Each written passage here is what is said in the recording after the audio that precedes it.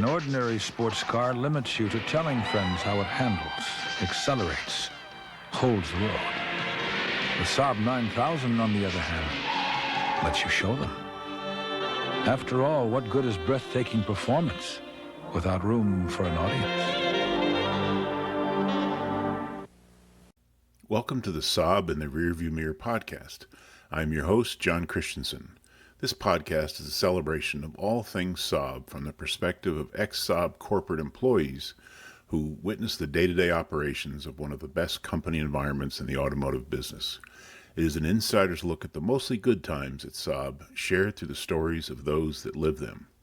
My time at Saab started in December 1984 and lasted just shy of 39 years, with my retirement in October 2023. It was a great run, and I look back with fond and fun memories, as do most of my fellow ex-Saabis, who I will be chatting with in the weeks and months ahead. Thank you for joining me on this road trip as we look in the rearview mirror at Saab. This podcast supports SaabParts.com and SaabGear.com, the exclusive supplier of Saab original parts and Saab branded swag. Even though Saab cars are no longer made, there are still 1 million Saabs on the road all over the world. Here in North America, the Saab legacy lives on to ensure you can access the parts and expertise to ensure a long and happy life for your Saab. Hi, and welcome to another edition of the Saab in the Rearview Mirror podcast. My name is John Christensen. I am joined this week by longtime Saab employee Walt Lawson, who started with Saab before me, believe it or not, in 1982 and continued with Saab until they left the Georgia office in 2004. Welcome, Walt. Hey, thanks for having me, John. I have a memory that you have to confirm or deny for me. Okay. Is it true that in 1979, you and I worked together at the Madison Turnpike gas station for a week or two? I worked there for a while, but that is correct. I thought so. I was trying to think, is that true or am I making that up? No. I was leaving I took a year off after high school, and then I was going to school, and I think I trained you to be my replacement, if I'm not mistaken. I think so. Yeah. That's too funny. So we go way the hell back. We do. We go way back. Yeah. And then after school, I got back and I was badly unemployed, and my mom was having a tag sale, and your mom worked with my mom in the real estate office in Guilford, and your dad was looking for a ladder, and they said, oh, we'll have Walt Sr. come by and look at your ladder. So your dad came over, and this ladder, my dad had run over years ago with a bulldozer, and it was all tweaked, and I go, I don't know if it's safe, but you can have the ladder if you take my resume. And of course, he pulled up in a brand new Saab Turbo. And I said, where are you going to put that? Oh, on the roof. I go, no, I'll bring it over my piece of crap 72 Camaro or so, whatever it was, 75. So I brought it over and somehow got talked into mowing your lawn for that summer. I remember that. I was like, well, why isn't Walt Jr. doing it? That's right. I told him I quit. I wasn't doing it anymore. I had enough. And I needed the money because I was unemployed. And it was like I was breaking into the safe deposit box and cashing the savings bonds to survive. Right. That was interesting times. Too funny. So that was like 80. Yeah, the summer of 83. Yeah, somewhere in there. So we have weird crossings in time. Yes. Yes. But enough about me. So we always like to start in the beginning. Of course, I may know some of these answers, but where were you born and where did you grow up? Yeah, well, I was born in Philadelphia, Pennsylvania, and I spent most of my life in that state. And I moved around a lot as a kid. My dad was in automotive, and we moved, I remember, God, I think it's the last count, I think it was like 7 times. Wow. Total. So, but yeah, grew up mostly in Pennsylvania, lived in Maryland, West Virginia, and then back to PA. And then I, from like six years on to about probably 17, I think we spent all of our life there. And then my father got a job with Saab in Connecticut. That's where we moved to Madison. Coincidentally enough, that's where my grandmother used to live. Hmm. So we spent a lot of time there. But yeah, that's basically what happened. And went to 3 different high schools. So you can imagine what that Wow. was like Yeah. growing No, up. like an army brat or something. Yeah, Yeah. exactly. So I was kind of like numb to it by the time I went to Madison. So How many years in Madison? You went to Daniel Hand, I'm Daniel guessing? Hand, I was there. I moved there like, I want to say the last quarter of junior year, and then graduated there in 79. Okay, so my sister was probably a freshman about that time at Daniel Hand, I think, Hmm. which was the school. We're talking about Madison, Connecticut, where we spent a lot of time Yep. because the Connecticut office or the Saab office was in Orange, about a Right. half an hour toward the other side of New Haven, Other son. Yep. right? But yeah, I was amazed talking to some of the field reps how much they had to move around. I mean, one year you're Seattle, next year Dallas, next year Michigan. I go, man, that's got to be tough on families and kids especially. Yeah, it is. I mean, even today, I mean, the field reps, they're, especially with, last time when I was with Saab, the GM reps, they were every 2 years, Wow. up and gone. And down here, even with my new job, well, previous new job, those guys would be every 3 years, pick up and go, Mm-hmm. different districts Mm-hmm. and all that. So yeah, it's kind of hard to get roots down when that Yeah. happens. Yeah. But you've been in Atlanta since when? The Atlanta area? Beginning in 1986, when they opened up the Southern Region office. Okay. I thought you came down there when they went to Norcross, but you were there long I before was that. there long before that, Okay. yes. Yeah. So, Okay. yeah, they opened up the regional office and they were looking for a field technical representative or technical specialist. And as far as I know, I was the only one that put in for it. They used to post the jobs. We had a bulletin board when I worked in Orange down in the shop, and they'd have all the interoffice memos up there. So, Right. Right. But backing up mhm. even a little further, you were in the shop, and people may not know that Orange had an extensive fleet shop, a good Yes. size center. And did you always want to get into technical and automotive? Was it Oh, yes. Yes. you Ever you knew since, from an early age? yeah, I probably knew from, I don't know, 3 years old going forward. I Wow. remember putting model cars together. My mom helping me put different pieces on it. I was fumbling and I could tell her what the parts were. It was just amazing. I was born with it, you know. Nice. So, yeah, that was pretty interesting. So that's interest kind of waned over the years a little bit, but I'm still very interested in that stuff. Yeah. Now, did you go to technical school or Yes. self-taught or what? Yes. I went to technical school right after I graduated high school for about 6 months or so. I went to work for, you know where Moroso is? Oh yeah. Moroso Performance Yep. Products in Guilford. So I worked Yep. there for a little bit, tried to save some money. And then a lot of my friends went to trade school in Philly. I went to Lincoln Technical Institute, Mm-hmm. which is kind of like a UTI, I guess. So I went to school down there for about a year, was going to they had a diesel program as well. I was going to do that, but I looked at the size of the tools and I said, no, they were like 2 to 3 times as big as. Yeah. I said, no, I'm not doing that. So, No, I would think your back would be shot pretty quickly as a oh, diesel yeah, mechanic. big time. And be bankrupt, Yeah. you know, Yeah. with the tools, how much they are. But yeah, Right. so I did that. So that was fun. I enjoyed Hmm. that a lot. And how did you wind up your first day at Saab? What got you there?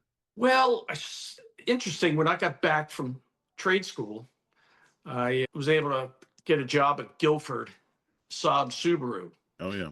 So yeah, so I was a technician there for a while, and probably I don't know 6 to 8 months maybe, and I don't know, just the money wasn't there. I was getting paid minimum wage at the time, but I was doing Wow. big boy work, so to Hmm. speak. And one of the reasons why I went to Saab was because of the money. Hmm. I mean, it was a union shop, it's my first Oh experience really? I at didn't know that. Saab. Saab was union. Because I knew the warehouse was union. Was that Yes, Teamsters, I think? yes. Yeah. So Okay. I had to become a Teamster and ended up being like, I think it was like $2 and change an hour more than what it was in the Mm. dealership Hmm. for not as much work. It wasn't backbreaking. So I initially got into Orange, just washing cars. Hmm. So that's When how I got in. you were at Guilford, though, I mean, my family bought a couple of Saabs there from the Elder Bombs, right? I Hmm. think that's who owned it. Yeah, yeah. Phil Was Mike Elderbahn. Was Mike Cronoa running service when you were there? Mike Kernoa was not running service. He was a customer. Hmm. I worked on his car a couple times. So came in and did a service. And yeah, he was really nice. And then I saw Mike Raflowitz. He came in, he had a test car. I did Hmm. oil change, something like that. So I was talked to him for a little bit. But yeah, that was an interesting place to work. Hmm. Hmm. Yeah, I think we got 3 Saabs through them. Did My you really? first, an 84 8 valve. I talked about it Mm. before, and it's like you had to go up hills in third gear with 110 horsepower and no Yeah. radio and accessory AC, and it was like, Oh, geez. Yeah. Turn the AC off going up the hills. And oh yeah, yeah. And then when I got my first lease car, an '86 turbo, it was like, what a change, what a change. yeah, my first Saab I actually purchased off of Guilford Saab. It was a trade-in at Hmm. the time. It was a 73 99 EMS, Nice. which was, yeah, it was really nice. It was some older guy owned it, had 100, I think when I bought it, had 110,000 miles on it, I think, something like that. But it was in good shape, and Hmm. that got me back and forth to work. A nice car. I just couldn't afford to put tires on it because of Yeah, I was just trying to make ends meet at that point. sure, sure. Are there still any Saabs in your collection today? Not today. My son wrecked the last one. And there's an interesting story about that. The last car we owned as a family was a 2004 95 Aero wagon, which was really nice. So I like to Hmm. keep my cars for a long time, at least now. And once that car hit 100 and something thousand miles on it, my son inherited it. And so he drove it. And then he was visiting a girlfriend in Alabama, somewhere, Auburn, Alabama, the college. And I get a call at midnight. I guess some Jeep took off the front end of the car, front end of me, bumper, headlights, all that. So I had to get up and go down there the next day.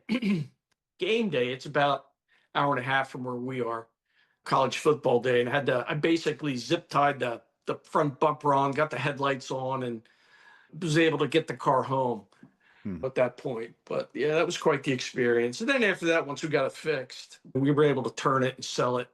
Interestingly enough, there was a kind of I guess, an old scrapyard around here called Swedish English Spares. Yep, I remember that. I used to send a lot of people there. Yeah, Yep. so when my wife got rear-ended, well, that's another story, but I was able to fix that car for $350. Wow. I got a fender. It came off a similar car, same color, Hmm. a headlight, and something else for 350. And the bumper was fine. I just left the bumper alone. Had some scrapes on it, but That's but then okay. once I got it together, we turned it. I think they closed that place a while, a few years back. I think they They just did. ran out of getting new product in, but that was really a popular junkyard, you know. It was very popular. Well, we got a little off track here, but going back to when you Okay. started in the shop at the Mhm. headquarters, were you working, was it Dieter was the service manager? Was that his name? Early on, when I first moved in or first got a job there, it was Nick Amendola. He was a I don't think I service. know him. Yeah, that was before the crew that you're probably familiar with was there. But it was myself. There was Al Napolitano. Hmm. I don't know if that rings a bell. That Eddie does, yeah. Torello Yeah. and Ron Russo. Okay. And then I was the car washer. And they only had, since it was a union shop, there was only 3 technician jobs there. The company didn't approve a fourth one. So I was stuck doing cars, washing cars for like 6 to 8 months, which I Hmm. didn't mind. I mean, it was okay. So yeah, Um, so that's and how I so, got started. so you never worked for Dieter then? I did. Oh, you did. Okay. Yeah, once they got an approval for an additional tech, I moved over and I was the only one, or I shouldn't say the only one, but I was the fourth technician in the shop. Okay. So then, long story short, I don't know if you heard this one before, but do you know how Dieter got in there? Do you know how that whole thing No. changed? Apparently, and this is all rumors, but the parts were coming in the front door and going out the back just as Oh, fast. jeez.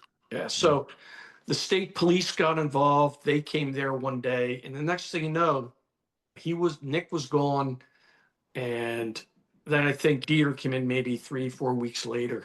Hmm. But there was quite an uproar with that.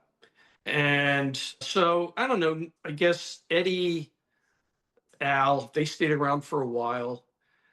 And then they kicked the union out of the shop. How did they do that?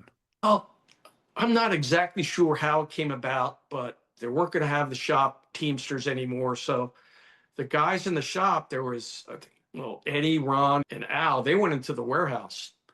So they gave them the ultimatum: you can stay in the union, but you can't be union in the shop.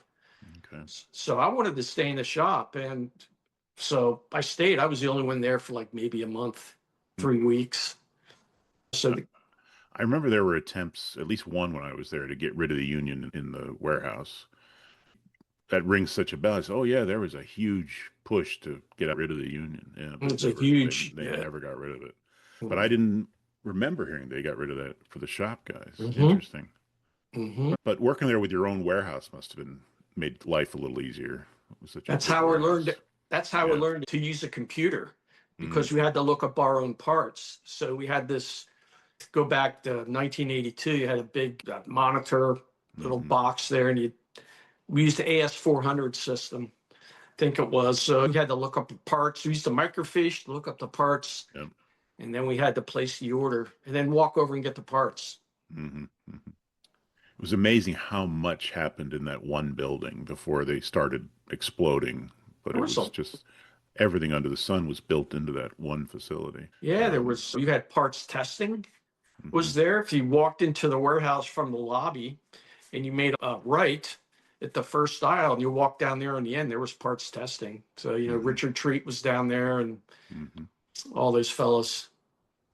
I've mentioned in other podcasts, you walked in the lobby and you looked to the right, and it was all those giant IBM computers on reel-to-reel tapes, and Oh, yeah. it was like walking into a James Bond villain lair or something. But then Jay was just to the left, tech training, and Right. That's right. which was Yep. my second day was there. Hmm. And but then we were talking before in other podcasts about the number of buildings they expanded to was amazing. I mean, like one time it was like 6 or 7, and it's all going at the same time. Yep. There were a lot of buildings. Yeah. Yeah. So you were in the shop, you said, for a couple of years total? Yeah. I was there till end of 85. Okay. So there was a lot of changes going through. And during that time, I found that the memo at that time was on the bulletin board. They were looking for a technical rep. And I asked a bunch of people, think I should apply for it and do it? That was overwhelming yes from everybody, because I was going to do it anyway. I'm just looking for a Mhm. little bit of validation. But it was a good career move. Now you said Absolutely. this is a tech rep job. This is before teaching. Yes, this Oh, is I didn't know before that. teaching. Yes. Okay, so you were a So I tech rep was, for a while. yeah, so I was basically a hotline specialist. And then if that didn't work, I had to physically go out into the field and fix the vehicle. Was this based where you were in the north, or this was in the south This already? was in Marietta in the South, in Georgia. Okay, and This is that's where the Arnie Agnelda. I think he did the North, and I was the one in the South. okay. So there was already a southern region office there. That office opened in 1986. So beginning in January in 86, that's when they had the office built out. And I was down there when they were building it out, putting Hmm. in the training center down there. As it was in the same building, you had regional office in the same building. Hmm. And so at that time, the actual training center was it was closer to Atlanta. What I mean by that, it was like 3 or 4 miles away. Hmm. And so we had to move, helped Andre Torres. I don't know if Oh that yeah, rings a I bell, remember him. Yeah, but yeah, Andre was the original instructor down there. So that's right. we That's right. helped move stuff to the Marietta facility. Okay. Yeah. So as a tech rep, were you working for the region or for somebody at national? That's a great question. I got hired on by the region. So I want to say, because it changed a few Yeah. times. I mean, I worked for national, then it was the region. I think initially, I think it was national first. I Hmm. want to say it was, because I remember coming back to Orange, I want to say in 86, and it was a technical representative. We had a meeting about product changes, or I can't remember what it was all about, but I think it was national at that time because we all came back to Orange for that. Hmm. Now, in that position, were you getting involved in arbitration in lemon law cases?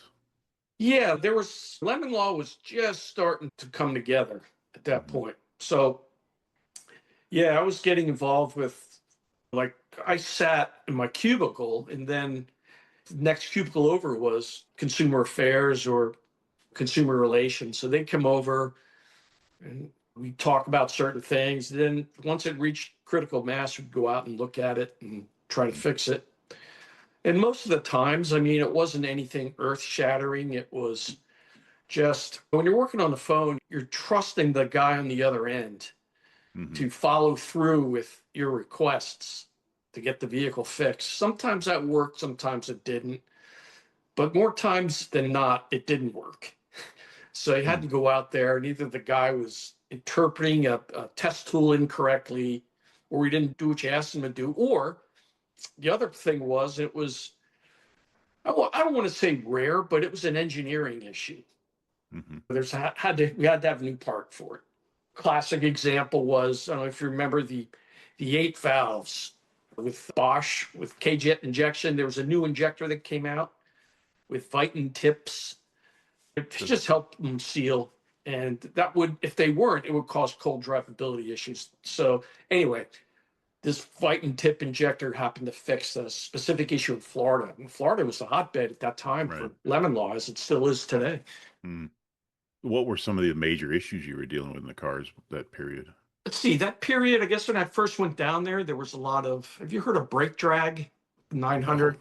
no. Oh, Why am I man. only hearing this for the first time? I mean, Yeah, the brake interesting. drag issue was, you go down the road, you hit the brakes, and the brakes couldn't release the front brakes, or you get one side that wouldn't release, and you drive Hmm. down the road and you see smoke rolling out from the fender well because Hmm. the pads are stuck against the rotor. So Hmm.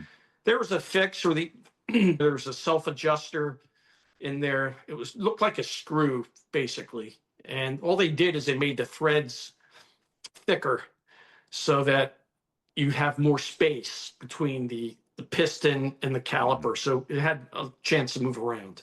Hmm. So that was one of the big issues. The other issue is the 8 valve had poor drivability issues when cold, but when they were warm, Hmm. they were fine.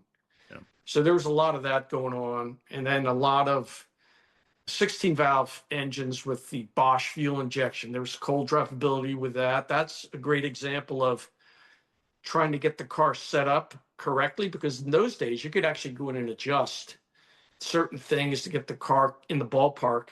And you try to explain that over the phone to a technician, and they had no idea what you were talking about. So Hmm. And you must have seen different issues with all the heat down there, right? That nothing like you'd seen up north. you wouldn't believe what I've seen, John. People in Florida were complaining about heated seats not Oh working. God. Oh God. Yeah. That's a whole other podcast, I think, is the heated Yeah, seat issue.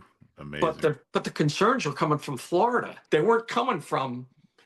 I thought it was weird when Florida, who has heated seats, but customers wanted their heated seats to work, Yeah. and intermittently they would fail. And then the other issue we had was air compressor, or not air compressors, but AC compressors failing on 9000s.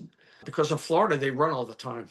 Yeah. And this was a regionalized thing, because I remember doing later on when I got into technical training, I remember doing a school in New Hampshire.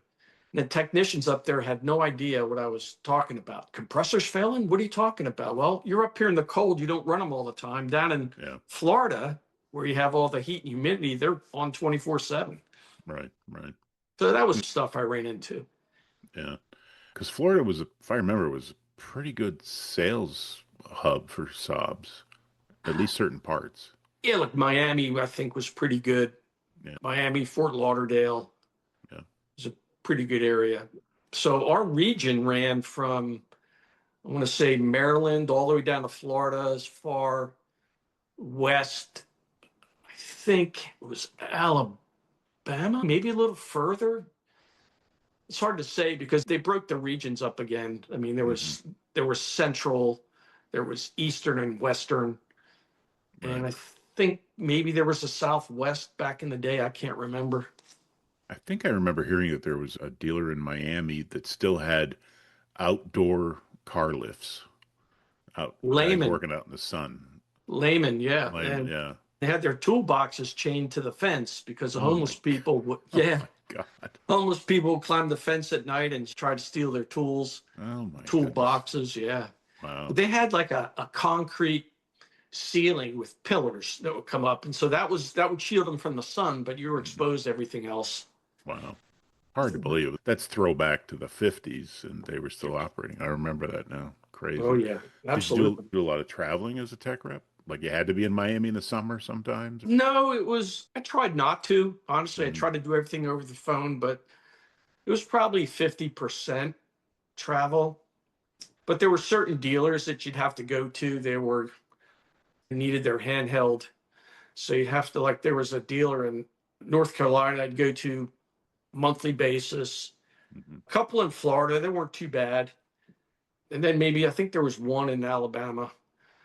And then of course you got calls all the time. And the volume by today's standards is nothing really.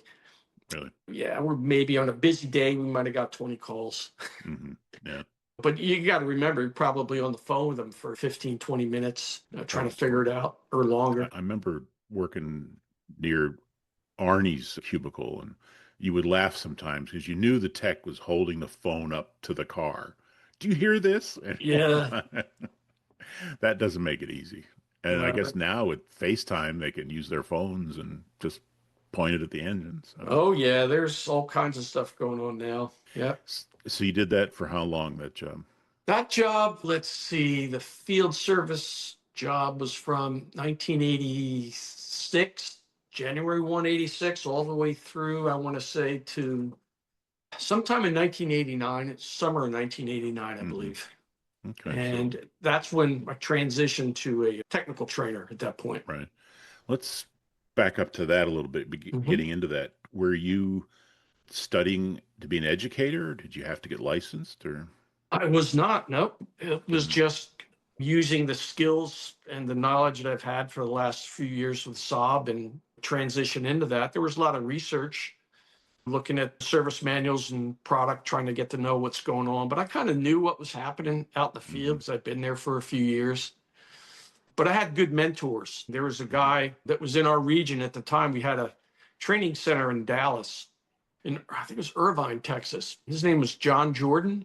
You ever hear that Yeah, name? yeah. Yeah, it's not the John Jordan that was down here in Norcross. That's another John Jordan. Oh, okay. Yeah, so this guy, he went by JJ, but so I'd go out and JJ would mentor me and help me out. And then Dave Cap and Moss were really instrumental Hmm. in helping me hone my skills and so on. So I really owe a huge amount of gratitude to those three fellas. Hmm. When that posting came up, did you immediately want it, or how did they recruit you, or Oh, you talk about the technical the training job? technical Oh, training? well, I had an ultimatum. They couldn't fill that job for like 6 months. Really? Hmm. Yeah. So at the time, I think in the office, it was Bill Murray. I don't know if you remember him, Oh, yeah, sure. but Bill Murray at the time was a regional manager. And he said, either you take the job or you go work someplace else. They were Hmm. tired of interviewing people. So I said, Wow. okay. I didn't Wow. put in for it. I was actually put in that position. I didn't fill out any paperwork. They said, this is what you're going to do. And I said, okay, fine. And there was already a facility there. Yes. Somebody was working there. Well, Um, actually, or not. nobody was because Andre Torres left like 3 to 6 months prior. Okay. He went to work someplace else, I think Jaguar maybe. Hmm. But yeah, so it sat there and they were interviewing people. It was like a revolving door and they couldn't find anybody. So Hmm. they just said, you're going to do it. And I said, okay. Hmm. So did you go up north and spend a lot of time with Oh, yeah. Cap and Moss and learn from them for a Oh while, yeah, or? absolutely. It wasn't like here's what you're going to do. It was like I team teach with them, and Hmm. they'd sit me down and kind of basically critique what I was doing, Hmm. and then give me some pointers and tips. They were really good in that regard, Hmm. especially I Cap. I mean, Cap was he went to school for all that, Right. and yeah, he was really instrumental. Yeah. I I got talking to Cap and I joked with him. I said, I think I was your worst student ever because I can change the oil, change a tire. And growing up, my dad was mechanical, but I got really good at give me a 9/16. Here you go, Dad. That Yeah, was about it. And he would have all these master techs in the room, and all I wanted to see was what parts fit into what. And that was my right. job in parts. And man, when you put the car up in a lift, it was like, oh, that's how it fits and works. And I was like cheating off the guys next to me on the test. I really felt bad even getting the little, remember the little stickers on Oh yeah. the certificates, and it was like, Hmm. I don't really deserve this, you know. Yeah, I still have my old book, my passport from Okay. 1982. Jay Hmm. Flagg was my first instructor. Yeah, mine too. Yeah, I'm hoping to get Jay on as a podcast guest sometime too. Well, I'm, that I'm still working on Moss. He's kind of on the fence, but we'll wonder see. why. It's I don't know. He was just at, I saw the pictures on Facebook. He was down at the SOC in Huntsville mm, this weekend. oh, gotcha. That they were a little warm down there, I'd say. So then you come back to, after teaching or training, and you come back to Georgia. Now, did you have to like dust off the whole facility? No one had been in there 6 months, you said, to the training center? And Well, the training center was part of the region. It was across the hall from where we okay, were. So if you right. walked into the regional office and you go to the right, that was where all the cubicles and office people were. But you go to the left and all the way to the back, that was the shop and that was where the classroom was. So it Hmm. wasn't bad. I mean, there was the guy would come in, the cleaning crew would come in, I think 3, 4 times a week. Mm. So, I mean, everything was there. All I had to do was find out where all the cars were, make sure they all would start and prep them Hmm. for class and make sure we had enough books and then rinse and repeat. Yeah. Was there a big backlog of people wanting training down there? Back in those days, if my memory serves, it was kind of hard to get people to go to training.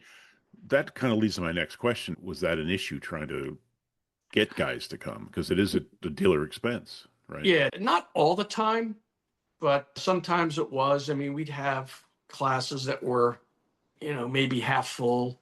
Hmm. And then, but yeah, I mean, it was just, it's like that with every manufacturer, really. Hmm. With the current job I have, and I think Saab may have done it as well, or is they tie warranty payment to training. Okay, I So I don't see. know if Saab did that or not. I'm not 100%. Was it your job to recruit students? On occasion, yeah, Hmm. typically you're supposed to call the dealer and shake the tree, see what comes out. But yeah, we typically had to do that. We also relied on the DPSMs or Right. the district parts or district service managers at the time to help.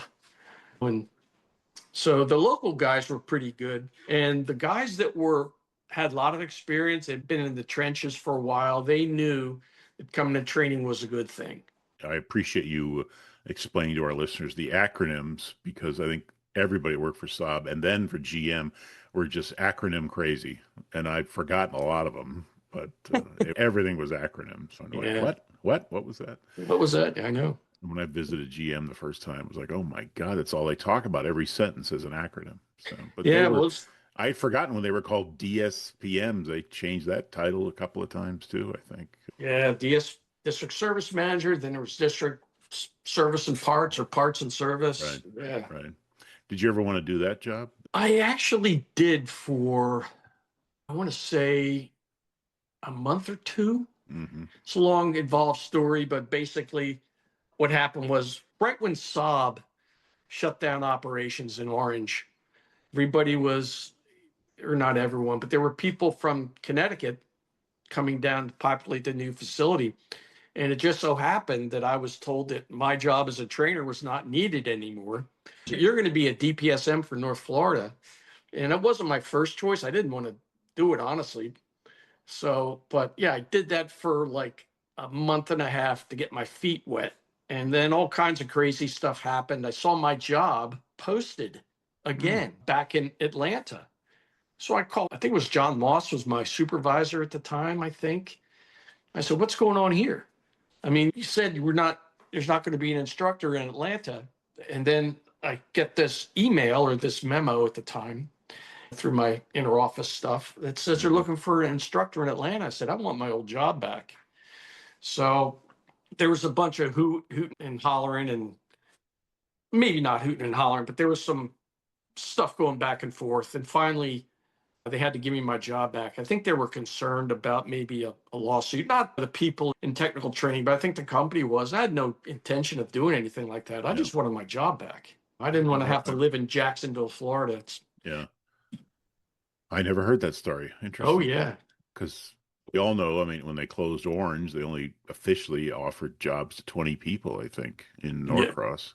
Yeah. And then another maybe 20 or 15 applied for their own or old jobs. Hmm. And that must have been weird interviewing for your own job or the Well, job you just had. yeah, what was weird about it was that, and this is what I heard, I can't confirm, but they were trying to make room for John Moss Hmm. to have him come down there. But the story I get from John was his house that he lives in now in, where is he, Middletown, Connecticut, I think it Or is. Durham, maybe, Durham, I think they yeah, made it. Durham, Yeah. yeah.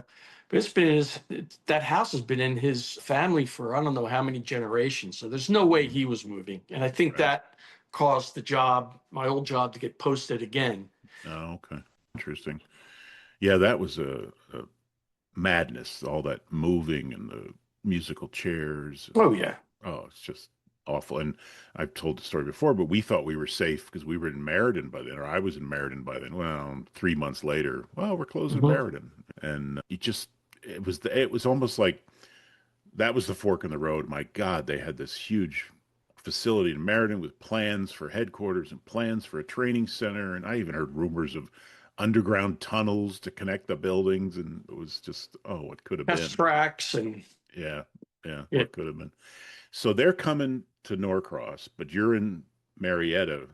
And did they right. close Marietta and move everybody to Norcross? Yes, they did that. So Okay. that was done. Was that immediately when they opened Norcross? I think so. I mean, there was a Hmm. regional office was still over there, and they were making plans in the new building in Norcross to actually move the region over. So I remember you talked about being a student in Dave Cap's class. Well, I had a bunch of consumer affairs or customer relations reps from GM. I guess we're part of EDS. Right. Because they And outsourced them yeah, too. Yeah. so I had to give them a little spiel on Saab and Hmm. the product and all that. And I remember taking them all for test drives, and they couldn't drive a stick. I had a 91 9000 turbo with a 5 speed, and they're slipping the clutch, and I'm starting to smell material in the car. I'm like, no, you got to take your foot all the way off. So I gave them a test ride like we're supposed to. And Yeah. then shortly after that, I remember moving over to the new facility. Was your personal space in Norcross same size, bigger, smaller than Marietta? Well, that's another interesting story. At first, I'm going to say it was probably just a little bigger, but I was only there for a year, Hmm. 2 years maybe. And then we moved from there. I guess they needed space. So we moved to Gwinnett Technical College, which is Oh in yeah, I Lawrenceville. remember Remember that. that? I remember that. Yeah. Yeah. So So you were really only there a couple of years and then out of then the out. Norcross. Oh, okay. Yeah. So Interesting.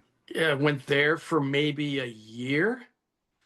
And then we came back to the new training center, the new technical, no, came back to Norcross. So I was in Norcross. They got the place looking good. So I came back to the national building. I was there for a few more years. And then I think what happened, well, I know what happened. Then we opened up a new facility a block away, sales and technical training. So that building, it was about the same size as Norcross and maybe a little bigger than Marietta. Mhm. Well, was that the building that they did Subway training in? Yes. Okay, I was there. Okay, Yeah. now that rings a bell. It's a building Okay, needed subway training. Yep, gotcha. absolutely. Well, that was pretty good size, if I Yeah, remember. it was Yeah. good. It was a lot of sales room, but I was just a short, small area Hmm. there. Had the shop, my classroom, and a little cubicle. Okay. So that was it. Hmm. I could probably put maybe had enough for one car on the rack and maybe two other vehicles flat stall, and that was Hmm. it. Of course, I mean, you're probably like me. There's pros and cons of being out in your own in a Oh separate yeah. office. Oh yeah. For Yeah, me, it was a good thing. I didn't really like that being out. No. on my own there in that technical college. There's so much red tape to go through, and it was just me, unless I had students. So I felt very isolated. Hmm. So they were just renting space. It was Gwinnett Technical? Gwinnett Technical Yeah. College, or they call it Gwinnett Tech, which is not part of the University of Georgia college system. So they had an automotive facility over there. I guess they did some ASAP training. I think that is Ford training, and then GM asset training. Hmm. So what that is you go to school for 2 years, learn to work on cars, but you get an associate's degree when you Hmm. graduate. Nice. Yeah. Okay. And then there was, I think, Bobcat. Remember Bobcat? Oh, You get the front loaders and yeah. all that stuff. So I guess they had training over there as well. Hmm. Initially, we were supposed to share space with them, Hmm. but that didn't go over too well. So the Bobcat guys didn't like it. So then they just finally gave us our own space over there. Nice. So once you're in that facility as a trainer, you were heading to Sweden every year for Been training to the Sweden. trainer? I've been to Sweden 3 times. Okay. The first time was for new body 900. Hmm. Second time was for 95, and the third time was for sports sedan training. Okay. That was the third and last time. Hmm. What went on over there? Was it just a week or longer or? Well, when we did the first new generation 900 training, that was 2 weeks straight Hmm. there. So we had to pack stuff for 2 weeks, and it was crazy to go over there. But that was essentially do or die for Saab. That car was going to make or break Saab, Yeah. the Yeah. 900. So there was cautious optimism over there at the factory. Hmm. And when they gave us a pep talk when we were done, you could have heard a pin drop in the room. It was so Oh, quiet really? because they were instilling upon us that, hey, you have to go out. This car's got to work. If it doesn't work, they didn't say it, but basically what they were saying is we're toast. Yeah.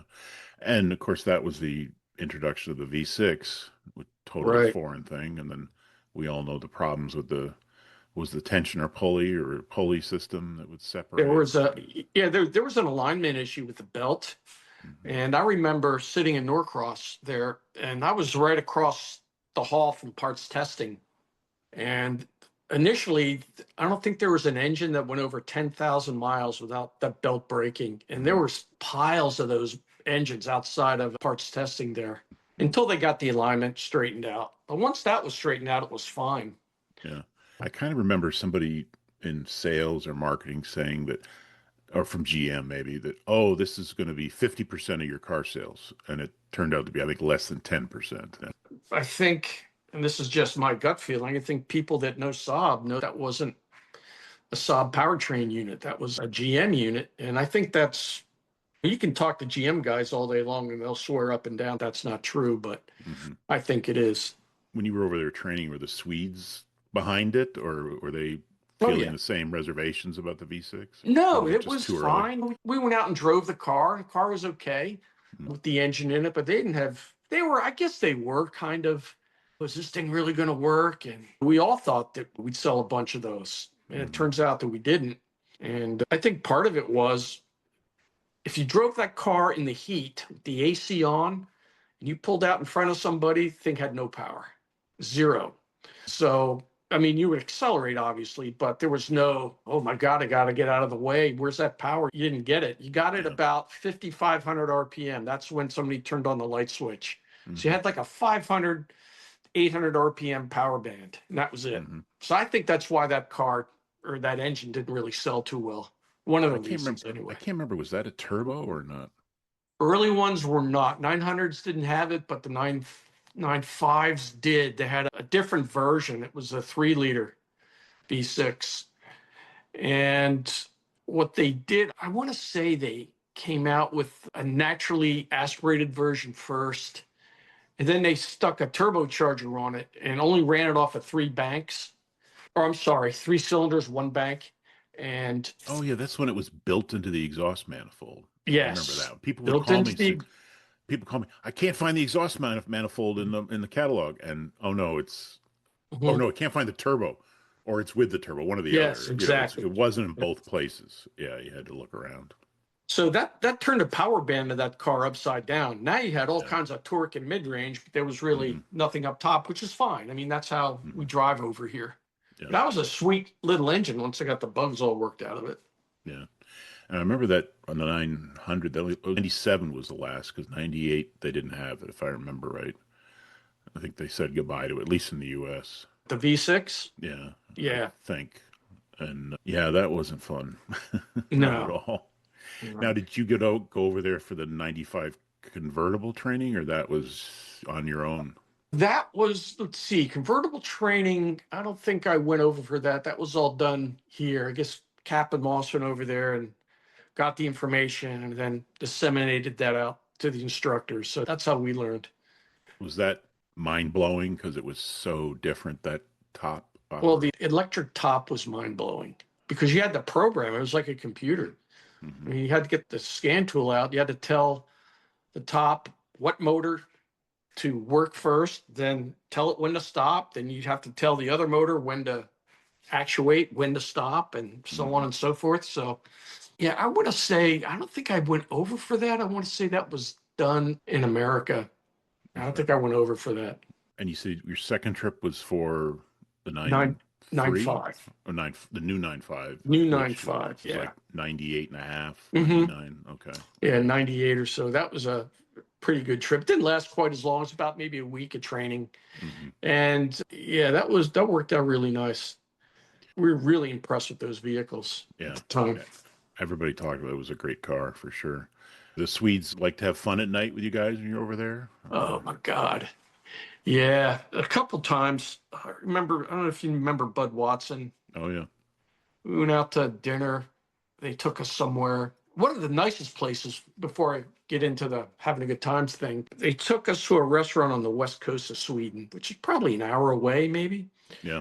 It was the best seafood I ever had. I mean, Wow. it looked in put it in perspective, it kind of looked like a rocky Connecticut beach. That's Hmm. what the West Coast kind of looked like. And Hmm. it was beautiful over there, boats, just like being in Connecticut Yeah. for me.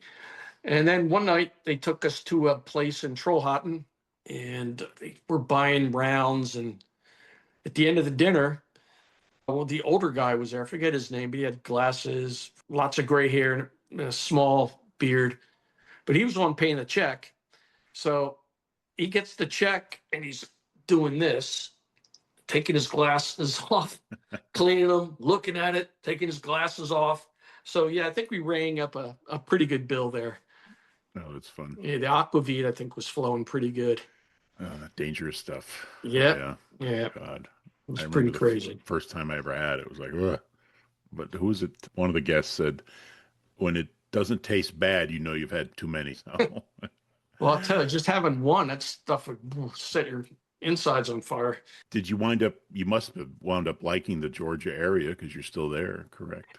Yeah, I mean, it's nice moving out of the ice box. I Yeah. mean, Connecticut was nice. The winters were, I don't know how they are now, but they were pretty cold up Yeah. there. And I got sick and tired of shoveling snow. And when I was a technician, ah, man, all those cars had, not the Saabs, but other cars I worked on were just rust buckets.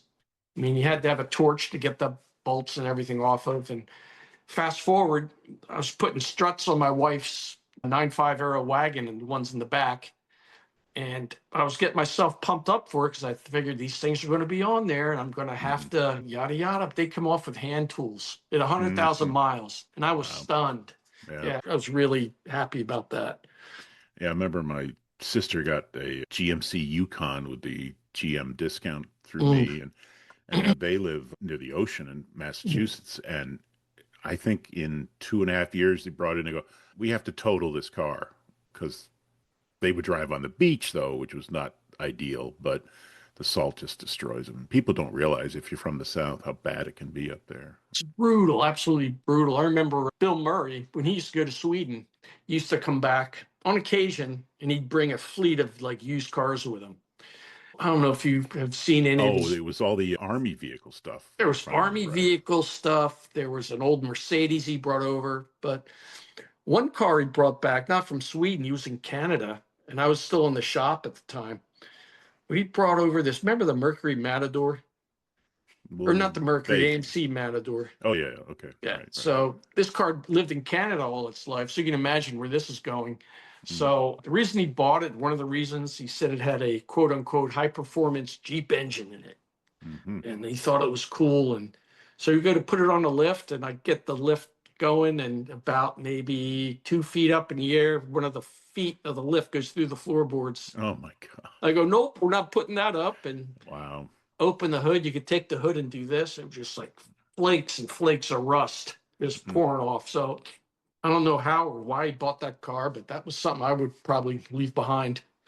I remember it was behind the Lambert Road office, and one time there was about 20 vehicles in the back there. I mean, weird stuff like French trucks and World War II stuff, I think. And I wonder what happened to all of it. I have no idea. I don't know. He had restored it all or not. one point he had when I was there, he had a diesel Land Rover in the back, which is, I thought, the nicest one out of the ones we had in orange. Then some sort of Citroens. It looked like an old Bugatti with the sweep and body work, and had fender skirts on the rear tires. And then he had this old 190 Mercedes. He had to do something to it, but it didn't smell too pleasant on the inside. I think it was probably left in a barn or had the windows open, maybe had some moisture damage or whatever. But yeah, he was always something with those cars. Tell me about, you sent me a couple of photos, and one was racing at Lime Rock. Tell me that story. I didn't totally understand that. What started that was that about?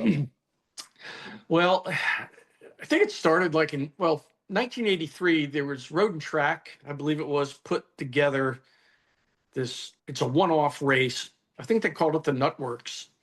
So if you wanted to do it, you had to sign up with the manufacturer. Manufacturer would field one car. So we're talking Ford, Chevy, Saab, whoever. And you could have one professional driver and one person that worked at the company. And I think the race was like 10 laps long at Lime Rock. So obviously with the power differences, some manufacturers were going to have an advantage over others. So we had to qualify the car. And then based on your qualification, it was a staggered start. So in theory, everybody was supposed to cross the finish line at the same time based on where you started. And the cars were supposed to be 100% stock, but it didn't work out that way. Like the first year we were there, Ford showed up with a Mustang GT with open pipes and had a cam in the engine. You could hear it. It was just crazy stuff. So the next year, that's where that picture comes into play, the red Saab. That vehicle there was a parts testing car. So that engine was built off of all parts testing returns. So, yeah. And I think Jerry Plant and Richard Treat were the drivers. Okay. And Jerry he used to do that as a hobby. He raced SCCA for a long time. He was really good. And so we put this engine together, and I helped him out a little bit with just getting it installed in the car. And next thing, they're asking me to go up to the track and help them crew the car a little bit. So I did that. And next thing, I find myself behind a wheel doing a couple of hot laps, which was kind of fun around Lime Rock. Yeah. That's great. But yeah, it was pretty awesome. So, but yeah, we used to carpool in that vehicle. So they'd pick me up at Guilford, what do they call it? The bus stop there along 95. Oh, the commuter parking lots. Yeah. So we'd commute back and forth in that thing. That was pretty awesome. So was the Saab modified secretly or not? Oh, the second year was. First year, all we did is turn the boost up a little. Right. Second year, Jerry had the camshaft ground by crane cams. So he put a specific profile on it. Engine was all balanced internally. I took that car out for a run. I could spin it safely. It's 7,500 RPM. It would just, And you don't know anything about torque steer until you drove that car. Because once about 3,500 RPM, the whole car would want to go off the road once the power band kicked in. But that car was a beast. But yeah, it wasn't stock. The engine wasn't stock. We just did what everybody else was doing. Yeah. Or they did. I remember going up there, I think, for the fall festivals and, of course, the Skip Barber series. Speed World. The Barber Saab Pro Series from Lime Rock, Connecticut is brought to you by Saab, the most intelligent car ever built. And by Quaker State Motor Oil. The big Q stands for quality. Always has, always will. In the Litchfield Hills of Connecticut, the foothills of the Berkshire, lies one of the most beautiful racing facilities in the world, Lime Rock Park. Hello, I'm Ken Squire, and welcome to ESPN Speed World for International Open Cockpit Championship Racing, the Barber Saab Series. And what a series it has been. And then remember, Saab had a big sponsor tent, and Oh, yeah. Bob Sinclair was there with his Saab-powered motorcycle. Did you ever work on any of his stuff? No, but I've seen it. I mean, Yeah. I remember that Saab BSA, that's the one. Mm-hmm. Mm-hmm. And there's rumors floating around that he drove that actually up in the office, smoked Oh, everybody really? out. Yeah, I guess they, It's probably true. yeah, I don't know if it was that one. He had another bike too that took this it's called Castrol R, some sort of oil mixed with the gas. I don't know if it was a two-stroke or something else, but that thing stunk. And he happened to drive it around up in the office, got it up through the mezzanine there in the back. So, but no, I never had to work in his stuff. John Moss usually got stuck with that. He put a sidecar on one of them, Nice. but he had some crazy cars. I mean, one of them, which is super fun to drive, it's this little Daihatsu Turbo. And I think it was a 3-cylinder. But to give you an idea, if you were doing like 70 miles an hour on 95, tachometer was like 5,500. Engine was really spinning hard. But yeah, he really had some good stuff. I liked his cars. He had so much stuff, and it had to be a playground for him with all the goodies, Oh, yeah. and everything was at his fingertips. And my only experience of that was you'd see a truck show up once in a while with a motorcycle, and it came up to Merritt in the warehouse, and they said, "Build a crate for it. It's shipping to England tomorrow," because he used to ride with Malcolm Forbes. No bikes. kidding. Oh yeah, he'd go on these big rides with the Malcolm Forbes buddies, and I'm not sure, but I think I heard a story that he was dating Elizabeth Taylor for a moment, and she was on the back of one of the bikes. This is in their older years, and Bob was riding along with him somewhere, and there was a picture, I can't find it, but I think he was ballooning with Malcolm Forbes, and it was obviously people don't know the name, but it was Forbes magazine. It still exists today. But yeah, those were some interesting times for sure. Yeah, he was quite the daredevil. Yeah, and you got to be there for some of it, so that's cool. I remember him riding a motorcycle with the same sidecar that John Moss put on it, and came to a company picnic we had. Had his dog with him. The dog had goggles on. Oh, yeah. It was pretty cool. Yeah. Well, since we mentioned motorcycles, maybe we should just take a little sidetrack here. You are a big motorcycle enthusiast, I know. I was on your Facebook page last night looking at all the pictures of the Ducatis. And what do you have today for bikes? I have a Ducati 916, and that's the bike with the exhaust that goes underneath in the single-sided swing arm. Mm-hmm. And I also have a 900 Super Sport Cafe Racer. And I met my wife on that bike. So that bike's not going anywhere. Right. But I got an interesting story about that one. And then the other bike I have is I call it my civilian bike. It's a Yamaha FC1. I just hop on that and go. But yeah, the other bike, the 900 Super Sport, I sold that just after my son was born. And I'm going through eBay one day, and I see that bike. It wasn't same model. It was that bike come up on eBay. So it ended up being in Raleigh, North Carolina. So the guy I sold it to, I bought it back from his son who had it. So yeah, my name was underneath the seat. It had the owner's manual, my old address where I used to live, all that stuff. Oh, that's funny. Yeah. Huh. What are the odds? That's It's great. probably, pretty, pretty rare, I would think. But you're a pretty serious rider. I mean, I think you did the Tail of the Dragon a few times. Did the Tail of the Dragon, did that once, and that was a bachelor party. That's what that was. So went up there, did Tail of the Dragon. But around here, we have great roads locally that are just as good as the Tail of the Dragon. And it's like maybe 40, 45 minutes away from here. So that's typically where we go riding now. But now you have the car crowd has caught wind of that with how good the roads are. So in the 90s, it was sport bikes. Now it's the cars. Yeah.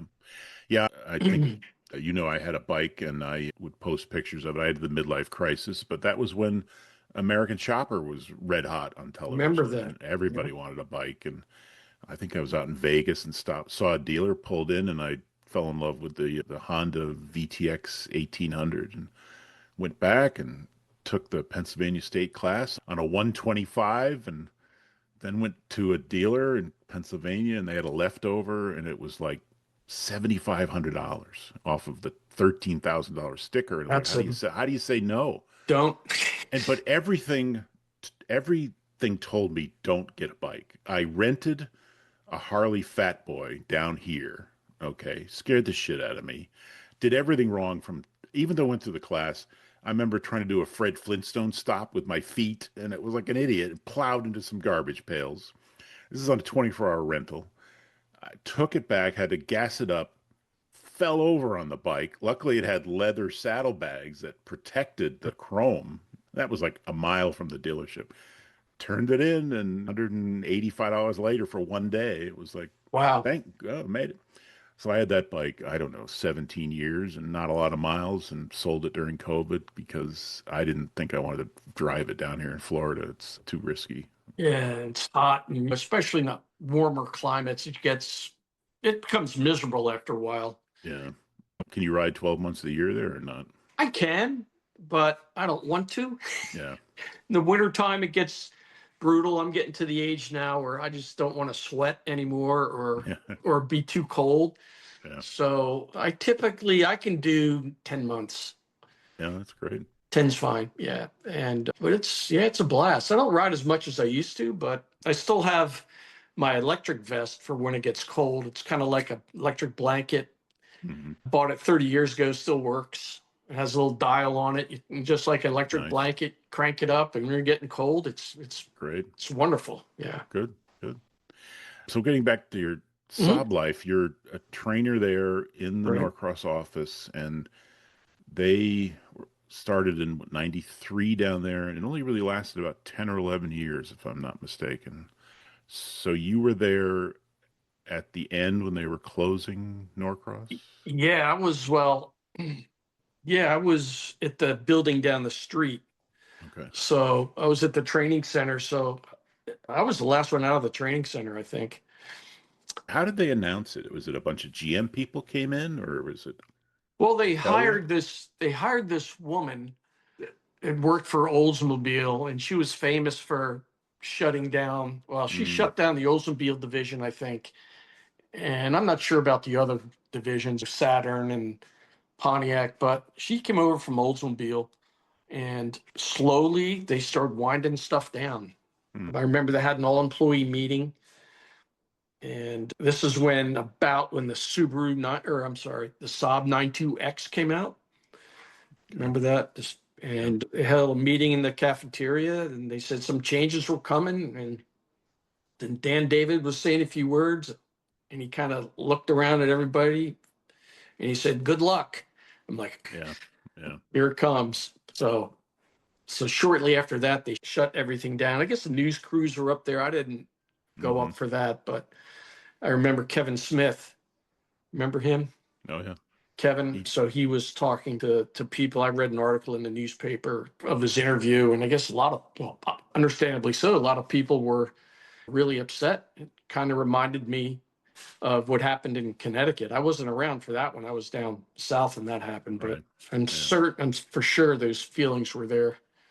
So did they decide to shut the training down at the exact same time, or? Training, I think, gosh, that's a great question, John. I can't really remember, but I want to say that training, I think, left a little later, I Mhm. want to say. And Randy Risley, who was my supervisor at the time, or the national training manager for technical training, was able to get me hooked up with Mhm. Raytheon Professional Services. So during that time, I was able to get hired on, and that was a whole nother deal. But I stayed with Saab a little longer than most, I suppose. Mhm. Now, Raytheon, at least is it still set up the same way, training centers, or at least at that time? Or did they do a That lot of time, online or phone work training or something? Maybe wrong. was the company was called Raytheon Professional Services. Hmm. So they were contracted to do GM training. So basically, all the instructors that were let go from the STG group for General Motors Service Training Group, they were all hired on by Raytheon to do GM training. So it was just another way GM could outsource Hmm. instead of having to have real life employees. So that's basically what happened to me. I became part of the Raytheon crew, but I was doing Saab training. And what was Hmm. interesting is we were out of at that time was a state of the art GM training facility in Alpharetta, Georgia. So down the hallway from me was a guy from Isuzu, did the same thing. Next to me was a woman that did transmission training. She was really good. Hmm. And then up the hallway were just medium duty truck. Then there was a couple other GM instructors up the hallway. But yeah, it was pretty strange working So there. you had to move again. This is about the third move. I mean, not home wise, but work wise, right? Work wise, yeah, it's Yeah, about third or fourth. yeah. So that was it. It stayed where I was. It was 15 miles to the Mm. training center, but in the morning it took me an hour to get there with all the traffic. It was all back roads. But the GM facility was very nice. I mean, they had a lot of good stuff there. Their training was, I thought, pretty good. I Hmm. mean, we all went into it thinking that the Raytheon training wasn't that, at least I didn't think it was going to be as good as Saab training. And I hold Saab training on a high pedestal because of what the people did behind the scenes, the Mosses and the Caps and all that. Right. But their training at Raytheon was actually pretty good. They did a little bit differently, but they got stuff done. Hmm. But yeah, I mean, so that was kind of like what happened to me. Were you there until you weren't? Like they didn't want you anymore? Did you decide to No, leave, or how did that work? I Were they back? decided to leave about Really? 9 months in. I just didn't like the culture, I guess. Hmm. And there's nothing bad about it. I just didn't like the culture personally. It just didn't fit me. So I put in my 2 weeks or put in my notice that I was leaving. Right after or right before that, there's a training center down the street from me where I live now, 4.5 miles. It was a Kia Motor training facility. Hmm. I noticed they were hiring, so I put my resume in. Next thing, I'm flying out to California for interviews, and probably 2 weeks, 3 weeks later, I was hired. So once I got that, then I put in my notice at Raytheon and I left. This is 2005. So Okay. this would have been May 2005. And the only Saab employee over at Raytheon besides me that was there when I left was James Ewell. I don't know if you remember him. Yeah, sure, sure. Yeah. So James was over there. He was doing, I think, part of the certification program for GM technicians. I remember meeting up with him at a owners convention, and he had like, what was that no clutch shift car he was Oh, driving? the Sensonic. It's Sonic, and he had installed door poppers, and it was like, this is the hit of the convention. This has got some wild stuff in it. Oh So, my yeah, gosh. that's funny. Yeah, he and I are Facebook friends. Yeah, Oh, good. yeah. Yeah. So Kia, was it just night and day or similar training processes or? It was a lot less involved, a lot less technical information. In other words, it did in my opinion, it was a 30,000-foot overview, unlike Saab, where it actually showed you how it worked and even gave you some stuff behind the scenes that you really, I guess, weren't explained well in the shop manual. Hmm. But on the other side of the coin, the Kia stuff is actually pretty good. At that time, Kia was probably maybe 5 to 10 years behind the technology that Saab had at that time. But then they would make changes every year, leaps and bounds, Hmm. 5, 6, 8 year technology leaps. So now, I mean, Because they were still kind of new, weren't they, back when you started? yeah, they, I think, came into the country in 95, I want to say. Hmm. So, yeah, they were relatively new.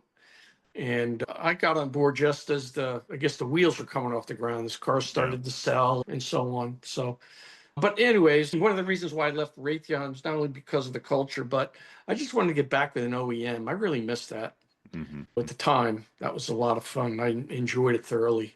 I can say working for Saab, that was the only job I ever had where I was excited to go to work in the morning. I mean, I was up early, had a nice Saab to drive, and it was, I mean, it was like that my whole career at Saab. That Yeah. place was fantastic. Well, it must have been nice to have lived through those great days at Saab, and then similar, I guess, with Kia, because there's nothing better when sales are going through the roof. I mean, they're still Yeah. rocking and rolling as far as I know.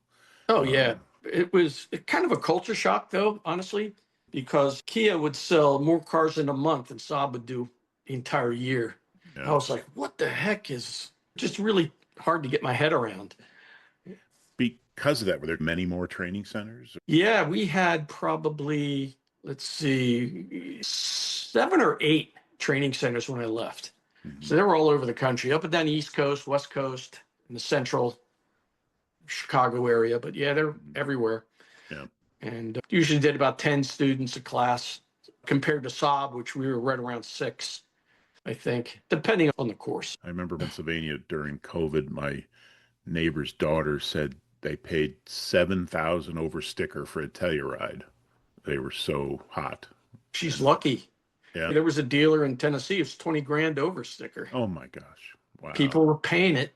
That car was, dealers were making money hand over fist, so much so that there was a letter came down from corporate asking the dealers not to gouge because you're ruining the brand. And now you're going to price a customer out of a car that he could possibly trade in the next 4, 5 years, 6 years, whatever. They want another car. So, yeah, COVID was crazy. You couldn't even get used cars. Yeah. Well, going back to Kia, you started there and you just recently retired from there, correct? Yep. Started in, like I said, May 2005, and last day was April 7th of this year. It feels good to be retired, John. Everybody should do it. Has it taken you long to get used to it, or it was pretty easy? It was very easy. And now I'm just trying to, do stuff. I'm trying to figure out what to do. Yeah. So I'm kind of like focusing on myself nowadays. I'm doing a lot of walking, have a bicycle, which really helps with the motorcycling, by the way. So I'm trying to do the bicycling thing, and there's projects around the house. And what's really nice is I can be here when contractors come. If I need something done, I don't have to rely on my wife for that. So I kind of lift a little burden off of her for that. But yeah, it's great. And when they say every day is like Saturday, they aren't kidding. I know. I'm terrible. I'm falling into the trap of sleeping till noon a lot. Oh, geez, I'm up. Today I was up at 5:30, ready to go. Wow. It's Sunday. I don't even know what that is. Or Saturday, I don't know. Well, going back to some Saab questions. Sure. What was your favorite Saab? John, I don't think I can give you one favorite Saab. I can give you one from each generation. So I think the 900 Turbo 85, that was a pinnacle year. Yeah. Technically speaking, because that car had something different that the 86 through 93, 94, 900s didn't have. And it was something to do with the cylinder head. But those cars would run. And that was my favorite year for that car. As far as the 9000s go, I can say that 91 9000 Turbo 5-speed, the fastest 9000 I've ever driven. And the nicest, one of the nicest, yeah. Because I'll give you a little bit of a tech tip, is that there was no boost reduction in first gear. So when you stood on that car and the turbo spooled up, the car was really wanting to go. 92, they took that out. There was boost limiting in first gear. So you wouldn't get all the boost. You get some of it to make the car manageable, but second and third, you were good to go. So that's what I really liked. I love that 9000. As far as the 95 goes, it would have to be the Aero wagon we owned. I love that car. That car was amazing. To this day, if somebody made a nice, reliable station wagon, I'd buy it. I think I had, just for a brief period, the Gary Fisher edition. When I eventually worked my way up into the company car level, which only lasted 3 years before GM pulled the rug out from under it. But I didn't get the bike that stayed at the dealership because they wanted it when I was done with it. But it was black and it was beautiful and big. It was a great car. Yeah, those cars were just amazing.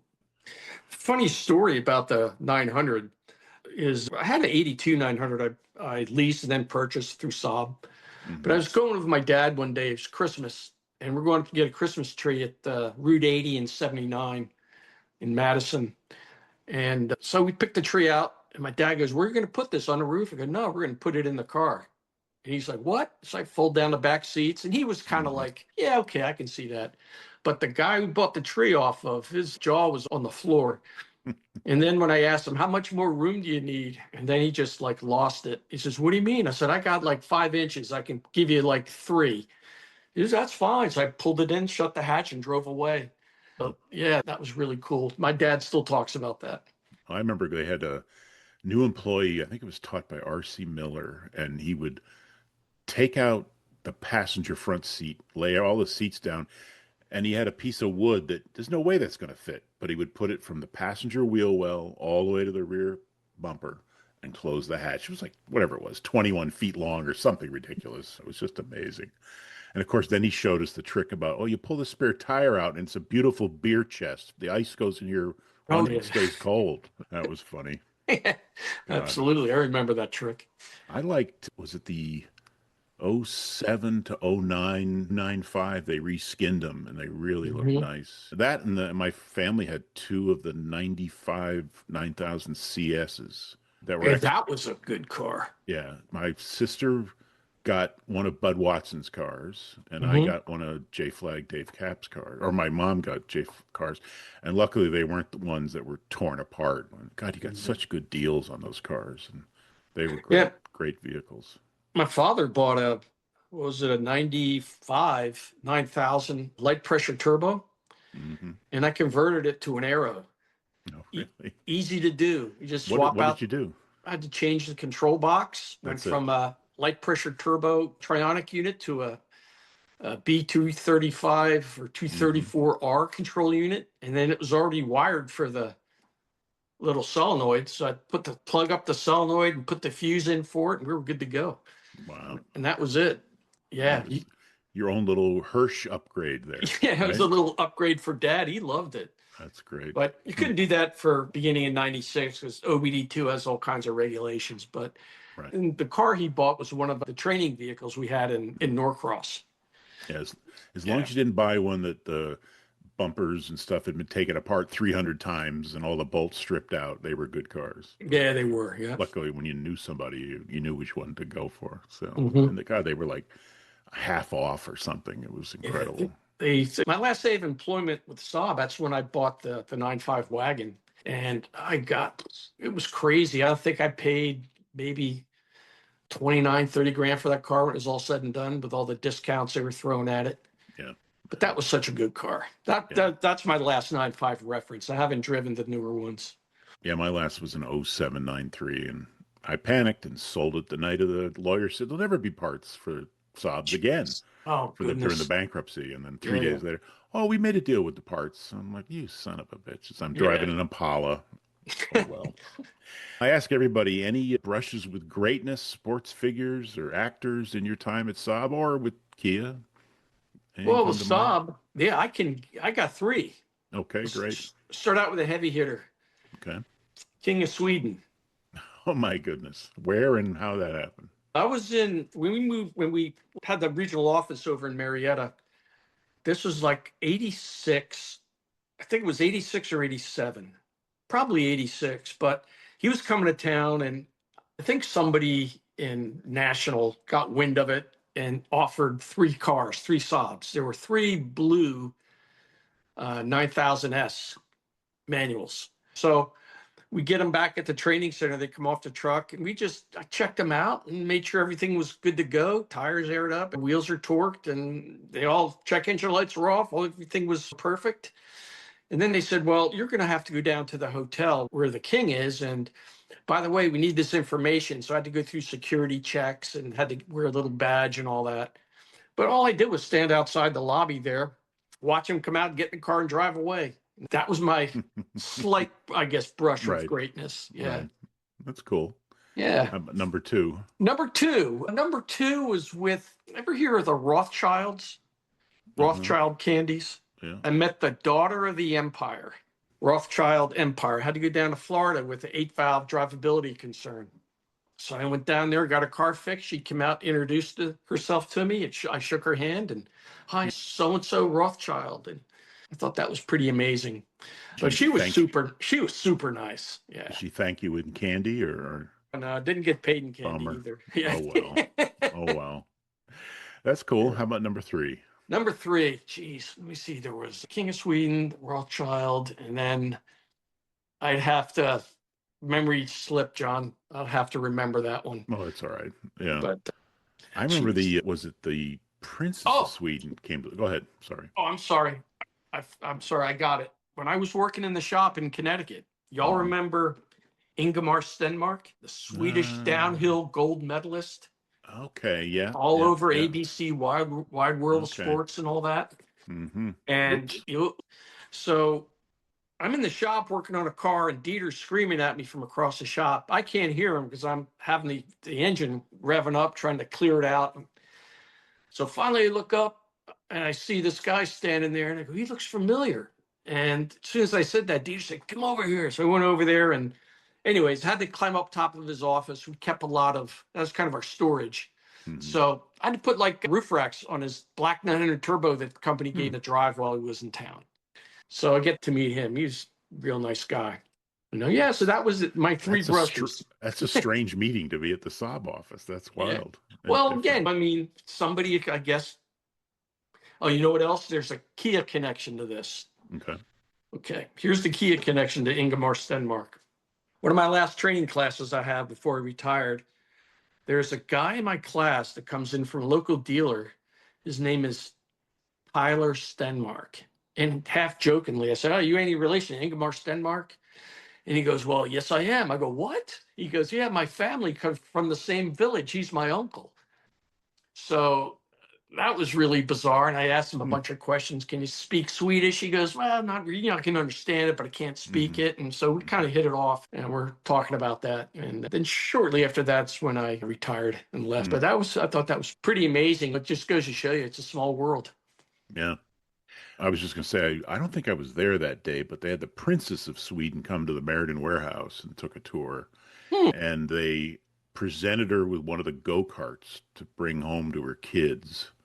Oh, And they had her sit in the go-kart, which was a little awkward with a princess in a dress in and out of that little go-kart. And the press was there, and I think the governor was there. Oh, my goodness. I'm not sure if they helicoptered in or something, but that was a big day in Meriden. I remember those Saab go-karts. They were pretty neat. Yeah, you still see them at the Carlisle show. Somebody usually has one. Yeah, I do kind of miss going to the conventions. Did you get to go to any of the owners' conventions? Yeah, we did back in the 90s and 2000s. We went there early 2000s. The last one I remember, or one of the ones I thought was pretty interesting, is they were trying to clear out a bunch of parts, wheels and tires. So I guess you might have even have been there, John. But they were giving away these tires and wheel combinations. Saab was like dirt cheap, like $200. Get a set of BBS wheels with, nice rubber on them. So I remember one owner or somebody anyways bought the tires. Next thing I'm walking in the other side of the owners convention, he's got the same tires up for sale for like $1,500. Yeah. But they were interesting. Yeah. They were fun times. In fact, I think that was in New Hampshire. I was there. Yeah. With Doug Williams. Yeah. That was the first big parts tent. That was chaos beyond belief. But yeah, they were just like giving stuff away. Yeah, we had a lot of surplus. That's for sure. It's funny you mentioned those BBS wheels and tires. It made me think of, we had those sets, and they came from either BBS or Sweden, pre-mounted, balanced.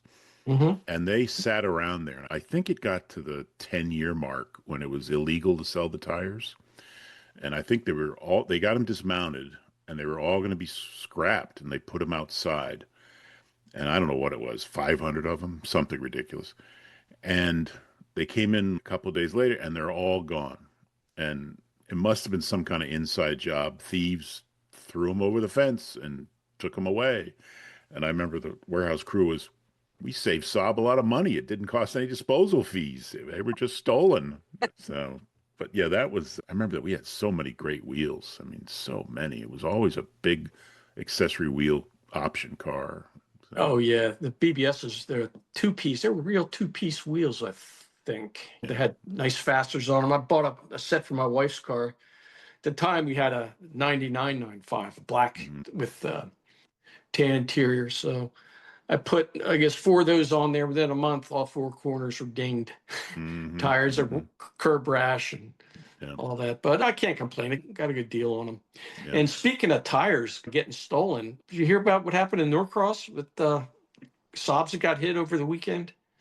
No, I remember they had razor wire on the fences. Yeah, that was after the fact. I was going to say, did that cause the razor wire? What happened? We came in Monday morning. I get there Monday morning. I see all these Saabs on the ground, and then cinder blocks, then a hole cut in the fence on the backside of the building where there were 30 cars with all the wheels and tires stolen. Oh my gosh. Yeah, on the ground. Some of them, they couldn't get the wheels out of the fender wells. They just left them there. But that's where the razor wire came from. Oh, I don't think I remember hearing the story that they were broken into like that. Wow. Oh, yeah. It was brutal. Yeah. So nuts.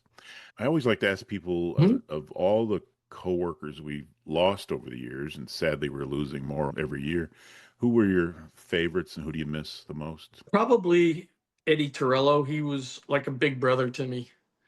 I really liked him. I just saw, I Googled him. I was thinking about him the other day, and I Googled, and I guess he passed away in like 2009 or something like that, 2011. I didn't even know he'd passed away. Yeah, because, and you know how you get the hits for the same names, but they're not the same people. But they happen to mention that he was a district service manager for Saab in the Eastern region at the time. And so, yeah, I really miss Eddie. And there's so many other people, too. Is Karen Nobile still around? I think so, yeah. I haven't talked to her. I'd like to get her as a guest on here. Yeah, she's really nice. Used to carpool with her on occasion for a few years or so. And then I'm not really sure who else passed. I mean, I can tell you that Al Napolitano's no longer with us. Eddie Torello's not. Those people I sent you in the email yesterday or the day before, there might be, I'm not sure if all those guys are still alive. I know Al and Eddie are gone. And what's interesting is that I'm finding out in my later years here is that all the people that I know that have smoked heavily are no longer here. Yeah. Well, I know people were saying the reunions are getting smaller. The next one is, I think, May 15th or 16th in next year in Connecticut. I plan to go to that one because I've only been to one. And I was looking through the photos of that. I don't think, have you been to any of those reunions? Never been to one in Connecticut. I've seen them posted and whatnot, but I've never been to one. Yeah. So that's my goal, hopefully next year, but we'll see what happens. Nice. I always like to ask, do you wish to promote anything like volunteer groups or charities that you support that you're passionate about? Just one, really, I guess two things. The first thing is Alzheimer's. My mother passed from that 10 years ago, 11 years ago, actually. And not only does it affect the family, but also people around them. And it's the slow goodbye. Yeah. So it's really sad. And you just hate to see people have to go through that. If there's any young people listening and you're smoking, put the cigarettes down. Don't stay away from those things. Because I know guys that I've taught in training that have passed because of that. Guys I work with. A couple guys one guy I know for certain at Guilford Saab that kind of mentored me during my early years as a technician. He passed because of that. So, just stay away from that stuff. It's no good. Yeah. Yeah, including my younger brother passed at age 48, 13 years ago now. But, smoke since you're 15 for 30 years. And sadly, that's what happens. Speaking about Alzheimer's, the best quote I heard was actually from actor, comedian Mike Myers, and his dad passed, and he said, it's like they die twice, first from the memory and then the physical. And I thought that's really moving. But that's so true. Just last week was the Hudson River pilot Scully just went public that he had Alzheimer's, and it's just a shame. Well, they're making advances, so hopefully they'll be able to at least slow it down or cure it, hopefully. Hopefully. Any closing thoughts about your time at Saab? I saw the podcast you did with Dave Kapp. I watched the whole thing, and he said it was the best place he ever worked. I'd have to concur. Really? Absolutely, yeah. I love that place. Like I said, I'd love going to work for Saab. I'd love getting up in the morning. I was something to look forward to. Got a nice car to drive, work with great people, work with such a good product. And it was I was super excited every day I went to work there. Great. Yeah, pretty much me too. It was a nice ride, as they say. Yes. And hopefully this podcast is just be out there for posterity. Things last forever on YouTube, hopefully. But I can't thank you enough for doing this. I appreciate it. My pleasure. And hi to your family. Once again, thank you for your time. Well, And a happy retirement. You're welcome. Thank you so much, John. Memories fade and stories get embellished with time. The views, information, and opinions expressed on this podcast are solely those of the individuals involved and do not necessarily represent those of the Saab and the Rearview Mirror podcast, its producers, or affiliated organizations. This podcast is for informational and entertainment purposes only and should not be considered as professional advice. Under no circumstances shall we be liable for any losses or damages resulting from the use of this information.